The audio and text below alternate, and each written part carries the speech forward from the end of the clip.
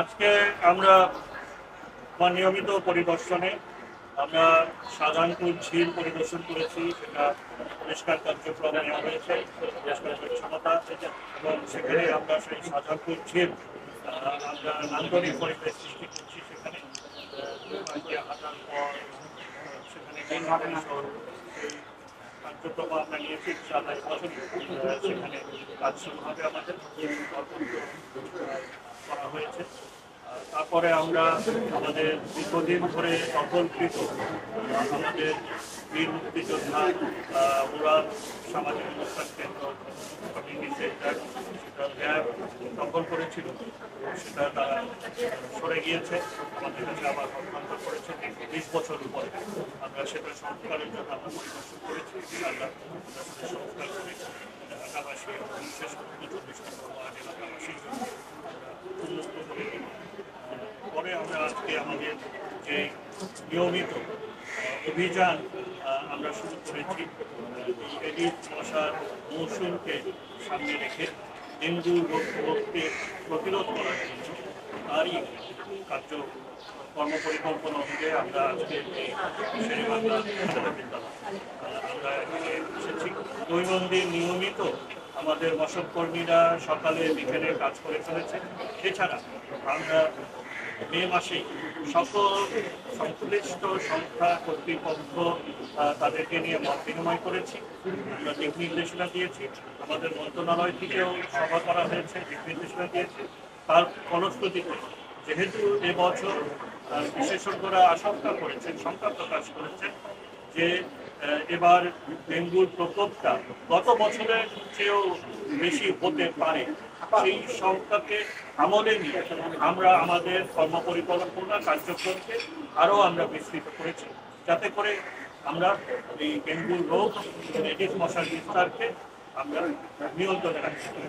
কিন্তু তারপরও আজকে এখানে আমরা যখন পরিদর্শনে এসে দেখলাম যে আমাদের যে সকল অংশীজন কর্তৃপক্ষ সংস্থার সাথে যে আমরা মত বিনিময় করি, আমরা যে দায়িত্ব আমরা যে ভাগাভাগি করে নিই, সেই অনুযায়ী কিন্তু তাদের দায়িত্ব পালন করছে না।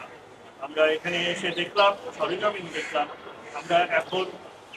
আমরা ইতিমধ্যে সকল হাসপাতাল, ঢাকা শহর, ঢাকা দক্ষিণ সিটি কর্পোরেশন এলাকাতে সকল হাসপাতালে আমরা অভিযান করেছি। আমরা সেখানে পরিষ্কার করে দিয়েছি, সেখানে লার্টিফাইডিং ব্যাপকভাবে করে দিয়েছি। তেমনিভাবে আমরা এখন আমাদের কার্যক্রম আমরা পুলিশের সকল ফাঁড়ি, সকল থানা আমরা পরিষ্কার করে দিয়েছি।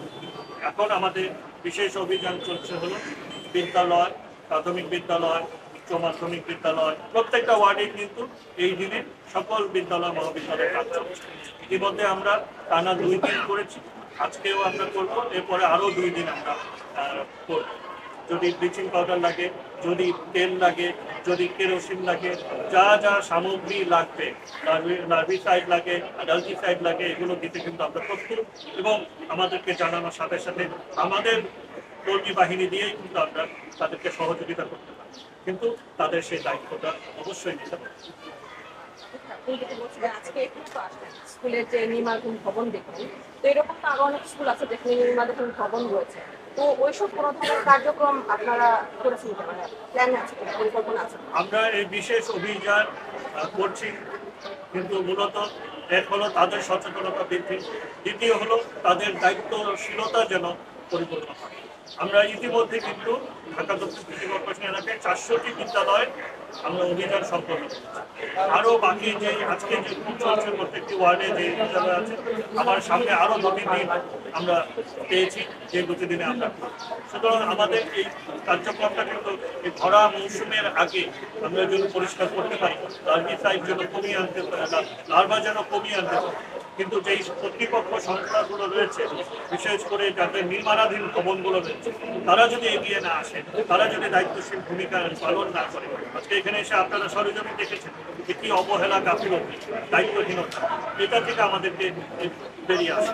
তো সেটা যদি আমরা সম্মিলিতভাবে করতে পারি, তাহলেই পরিপূর্ণভাবে আমরা আমাদের পুরো মেয়রহানি উড়াল সেতু নিচে যে জায়গাটি রয়েছে প্রায় 11 কিলোমিটার, ইতিমধ্যে আমরা সেই 11 কিলোমিটার এলাকা নিয়ে আমরা পরামর্শ নিয়োগ করে আমরা নকশা করেছি এবং সেখানে যেখানে যেটা প্রয়োজন, যদি কোনো জায়গায় পার্কিং প্রয়োজন হয়, বিরামাগার গাড়ি রাখার, অথবা যদি গণশৌচাগার দরকার হয়, অথবা যদি সেটা প্রয়োজন না হয়, আমরা নান্দনিক পরিবেশ করছি, আমরা বাগান করছি, যাতে করে সেগুলো কোনোভাবে দখলে না থাকে, অবৈধভাবে দখল না হয় এবং সুষ্ঠুভাবে সেটা একটা ব্যবস্থাপনায় আসে। তো আমাদের ইতিমধ্যে আমরা 8টি ভাগে ভাগ করেছি। 11 কিলোমিটার যেহেতু আমাদের 6টি দরপত্র প্রায় সম্পন্ন, বাকি 2টি আমরা দরপত্র ইনশাল্লাহ করব। এবং তাহলে এই পুরো উড়াল সেতুর নিচে আমাদের যেখানে বর্জ্য স্থানান্তর কেন্দ্র আছে সেটার আশেপাশের জায়গা, আমাদের যেখানে গাড়ি রাখার জায়গা প্রয়োজন সেই জায়গাগুলো পুরোটাই আমাদের একটি ব্যবস্থাপনায়, সুষ্ঠু ব্যবস্থাপনায় চলে আসবে এবং একটি নান্দনিক পরিবেশ। মেয়র, মাননীয় মেয়র, আমরা মগবাজার ফ্লাইওভারের কথা যদি বলি, সেখানেও কিন্তু আমরা একই রকম অবস্থা দেখতে পাচ্ছি। এই দখল বা ময়লা ফেলে রাখা, সেই জায়গাগুলো আসলে কি হবে? একটা তো প্রকল্প প্রায় আপনারা নিয়েছেন চূড়ান্ত পর্যায়ে, কিন্তু অন্য ফ্লাইওভারগুলোর ক্ষেত্রে কি হচ্ছে? আমাদের সবচেয়ে বড়টা হলো মেয়র হানিফ উড়াল সেতু, এখানে 11 কিলোমিটার। আমরা এটা প্রায় দরপত্র সম্পন্ন করলে আমাদের এই কাজটি মোটামুটি একটি বিশ্বমানের জায়গায় চলে আসবে। এরপরে আমরা খিলগাঁও আছে, ওটাও আমরা ধরছি, এবং মগবাজারে আমাদের অংশে যেটা, সেটা ইতিমধ্যে আমরা কাজ শুরু করেছি। আপনি হয়তো বা লক্ষ্য করবেন সেখানে আমরা সুন্দর সুষ্ঠু গাড়ি রাখা, মোটরসাইকেল রাখার জায়গা, একটি শৌচাগার সহ আমরা সেখানে একটি ব্যবস্থাপনা করে দিচ্ছি। সুতরাং প্রত্যেকটাতেই ইনশাআল্লাহ আমাদের কাজ হবে।